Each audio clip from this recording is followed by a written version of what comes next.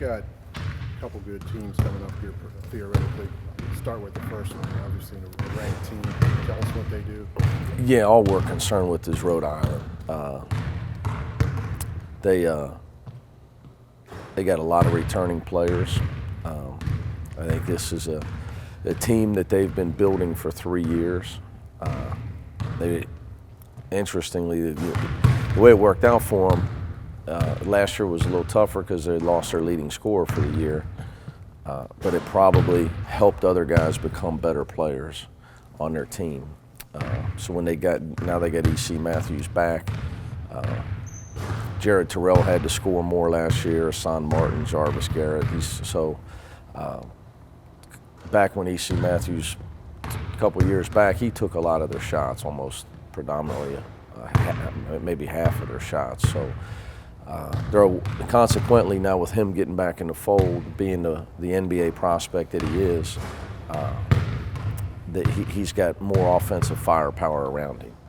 So that being said, I got great respect for their personnel, but Danny's a friend of mine. He's a great coach. They play extremely hard, and they've been able to. I think this year they got more of a bench than they've ever had too. So they're a legitimate team. I think they're picked to win their league. I think. Second. Who's picked, really? I think second. I don't know. Dayton. Oh, okay. So I mean, they're ranked for a reason. I would assume they have a decent fan base. I don't know how. I've been so worried about my team and get my team better. I've never been to Mohegan Sun, so I'm not sure how far it is from Rhode Island. About 45 minutes from their campus. Right. So it's basically a road game for us. So be good, but the good thing about this stuff is you're going to come. Whatever happens this weekend, you're going to find out the truth about your team a little bit. You're going to maybe find out some things that you thought were true, and then you're going to find out some things that even win, lose, or draw, you're going to know some things about your team and things that you need to improve on. How do they play? What do they do? Oh, hard-nosed man-to-man team, extremely hard-nosed basketball. That's just what they're about. Ball pressure, toughness, try to take you out of what you're trying to do offensively. They struggled last night against Brown, though. Yeah, I would disagree. I don't think they struggled. They never trailed at any point in the game. When you watch the game, I think Danny knows they played Monday. They played Friday, Sunday, Wednesday, and then he's got a doubleheader this weekend. So when they got up 13 in the first half, he had five backups in the game, trying to space out minutes, knowing that he played us Saturday. And it allowed Brown, who does a good job, who I was impressed with, even though the way we beat Brown, I think the coach does a really good job, and they got some guys that can take care of the ball. And they handled Rhode Island's pressure enough to stay around. But I just think the way Danny coached the game, he was more coaching for Saturday. Well, I didn't watch the game. I just read about it in the paper. Yeah. Yeah, I mean, the final score, the game was never in doubt. And it's a rivalry game, too. 2-2 games. What have you done well? What do you need to work on in general? Oh, gosh. I mean, there's not enough time in this for us to talk about. I mean, everybody needs to work on a lot of stuff. For us, defensively, you're still trying. You make a lot of mistakes, but right now you're just trying to erase them with hustle. You got to eliminate those mistakes as the competition gets better. Offensively, we talk about not wasting possessions. We've been a low turnover team, and we need to stay that way. We should be all year.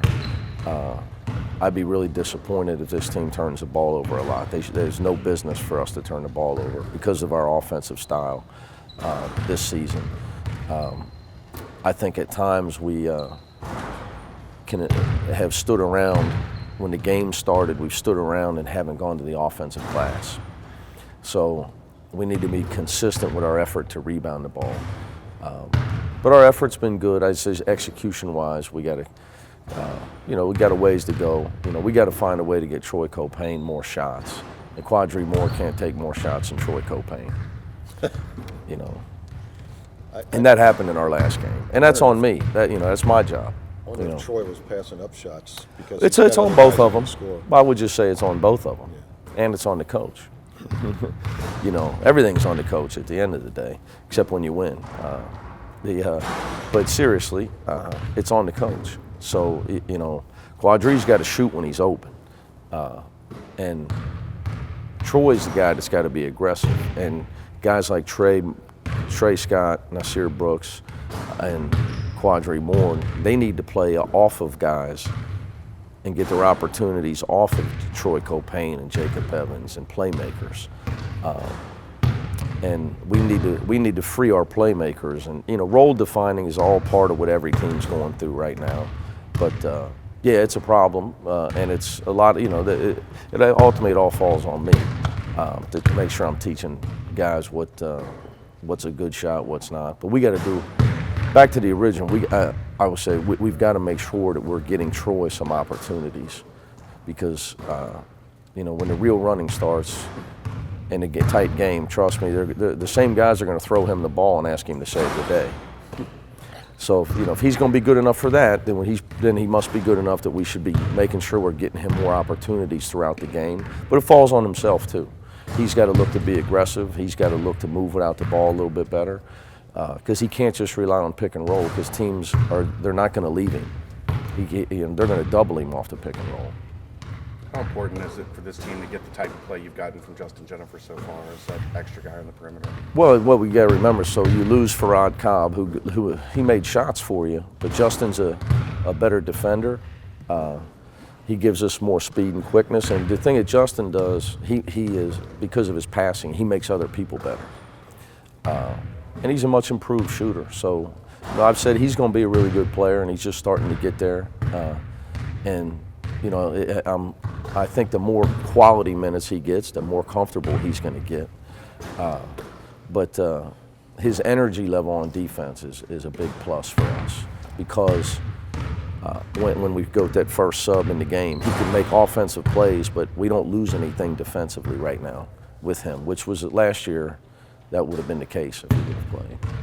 Are you intrigued to see, you said that this would kind of be a road environment. I know it's 45 minutes away. Are you intrigued to see your team in a true road environment? It's necessary. I mean, it's always tough the first time you go through it, but I think it'll be good for us, because we got to go to Iowa State, I think December 1st. So they say that's the toughest place in the country to play. So I didn't want to have to play Rhode Island for a couple reasons. We're the road team, and Danny's a good friend of mine. But the way it shook out, we end up having to play him. So it'll be great for us. At the end of the day, it's all good. It's an opportunity to get a great win, but you got to get your team into battles. You know, if I learned anything coaching this team through the Big East years, you got to get your team battle tested before they're ready to win in those type of games. So you got to play those games. So like right now, we're spending our time trying to schedule great non-conference games for next year. It's just hard for us to get them.